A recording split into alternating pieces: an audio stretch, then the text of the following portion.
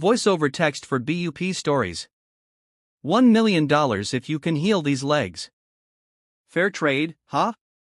Maya Williams stepped back instinctively, startled. Her eyes widened as she realized she had barely brushed past a man in a wheelchair while making her way to the restroom. Still, she bowed slightly out of reflex. "I'm so sorry, sir." Jack Remington looked up from his wine in a tailored charcoal suit and Italian loafers resting awkwardly against the braces of his chair. He was unmistakable. Salt and pepper hair, a rugged jaw, eyes like smoked glass. His grin curled slowly like a knife being unsheathed. "Didn't even touch me, did you?" he said loudly, mockingly. Maya remained calm. "Still, I apologize." Jack chuckled, then reached into his blazer pocket. With a flourish, he pulled out a $10 bill, crumpled it slightly, and tossed it onto the floor near her feet. "Tell you what," he said, his voice now deliberately raised to reach other diners. "Get down there. Give my feet a little rub and that $10 is all yours. Think of it as a performance bonus." Laughter barked from his chest. A few guests turned to look. One man frowned. A woman clutched her wineglass tighter. Maya didn't flinch. She looked down at the bill, then back at Jack. "I'm not here for a performance," she said simply. Jack laughed even harder. "Oh, come on. It's a joke. Lighten up. You people used to have a sense of humor." That's when his smile faltered for the briefest moment because Maya wasn't glaring, nor was she ashamed. She was still, graceful, calm, and she was looking directly at him. Not the man on the magazine covers, not the caricature in the chair, but him. And in that pause, she spoke again. "Do you really laugh like that, or are you just trying to drown out the part of you that still wants to cry?" The table fell silent. Jack's eyes narrowed slightly, the grin stiffening like drying cement. Then he forced another laugh, this time quieter. "Okay, fine. I'll sweeten the deal." He leaned in slightly, lowering his voice. $1 million if you can heal these broken legs. No rubs, no prayers.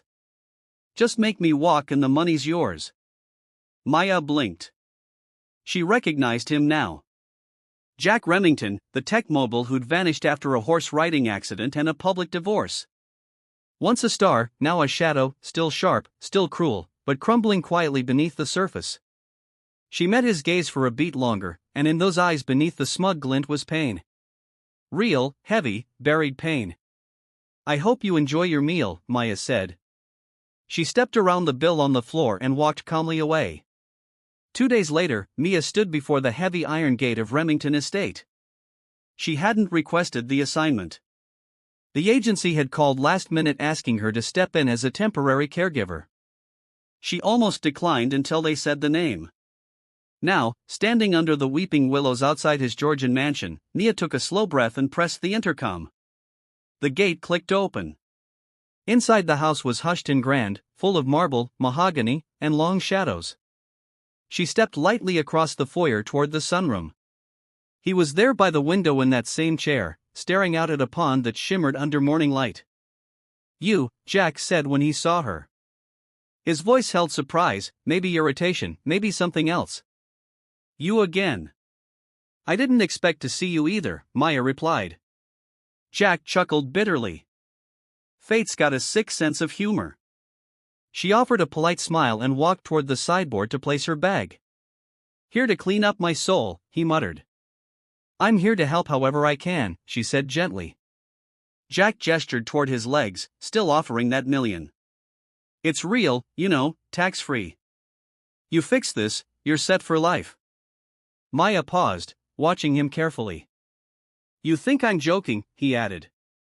"I think you're hurting," she said. He stared at her, searching for a smirk, some trace of mockery, but there was none. Just a calm stillness, a strength that made him feel both curious and uncomfortable.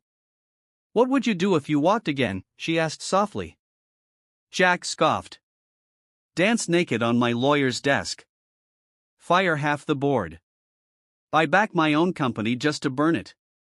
Not live differently?" Maya asked. "Not live better?" Jack opened his mouth, but no words came. She adjusted the blanket on his lap, the gesture natural and unhurried. He watched her hands, strong hands, not pampered, not afraid of weight, whether physical or emotional. "You laughed at me in that restaurant," Maya said.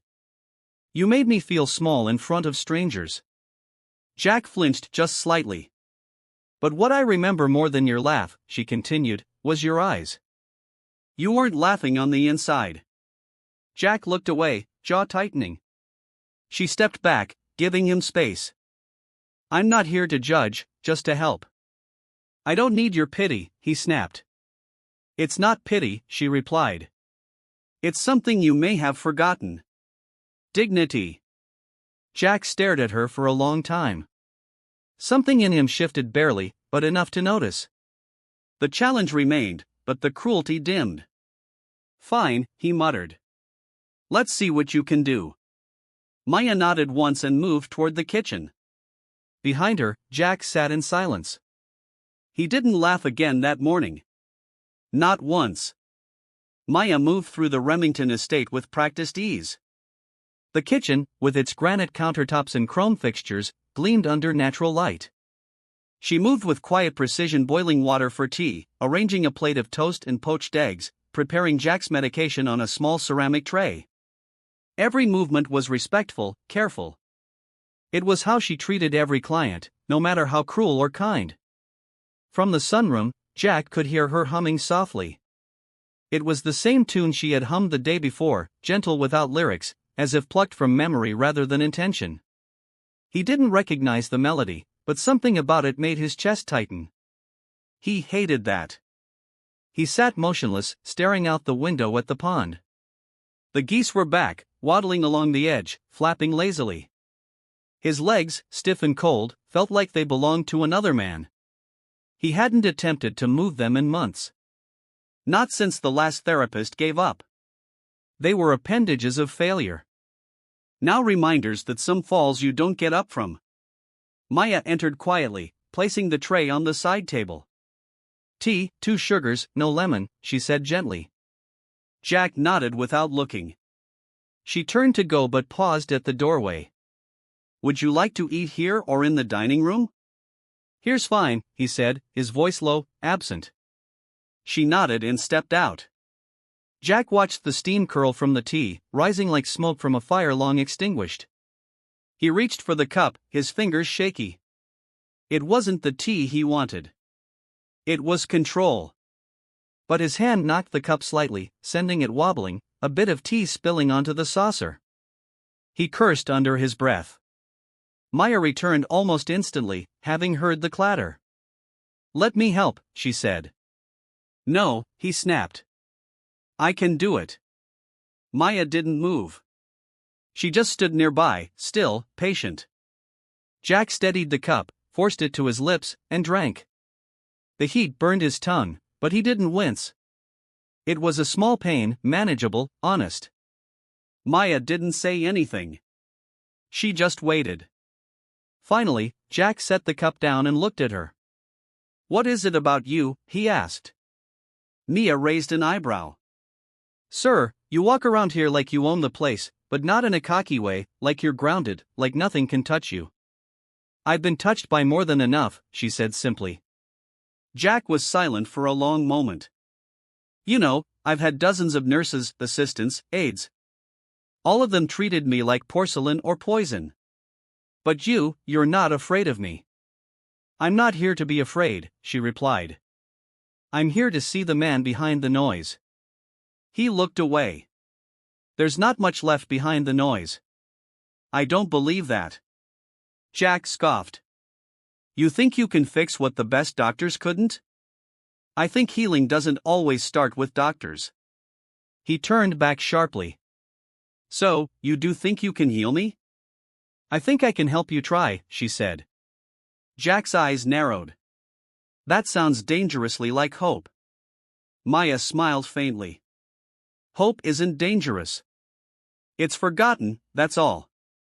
He leaned back, observing her. "And what gives you the right to come in here with all this hope?" She didn't flinch. "Because I've lived without it, and I know what that silence feels like," said. She turned and looked him in the eye. "And you gave me the space to believe in that." They leaned into the moment. Two souls not seeking rescue, but rising in countless gentle actions. That evening, the estate was calm. House lights glowed from within. The pond shimmered under lamplight. Jack wheeled himself to the sunroom and paused, looking out. Behind him, Maya entered with a blanket. She draped it over his lap and sat on the floor beside him. Jack turned slightly and kissed the top of her head. "Thank you," he said. "For what?" "For making me feel like a man again." "That's not healing," she replied. "That's recognizing what was always there." He rested his hand on hers. The Riverstone sat on the side table, silent witness, not a relic of loss, but symbol of presence. They sat in silence, not empty, full of breath, light, humbling completion. Jack's reflection wavered in the pond, but within he felt whole. In the still air he asked, "Do you think our story ends here?" Maya exhaled. "Not ends, continues. In every life we touch," Jack smiled. He reached for the cane, stood slowly, steady, without her support. But because of everything she'd helped him reclaim, Maya watched him rise again, stronger and more certain. Jack turned. "Let's walk together." They stepped into the veranda's light. Not blindly, not defiant, but with quiet resilience, side by side. Because true healing isn't about walking alone. It's about rising together every time the world tries to fall us down. And they had learned that lesson in song, in pain, in gratitude, in shared silence. They stood not at an ending, but at a beginning where broken legs could inspire a foundation, where compassion could become legacy, and where dignity could rise again, not in triumph, but in trust.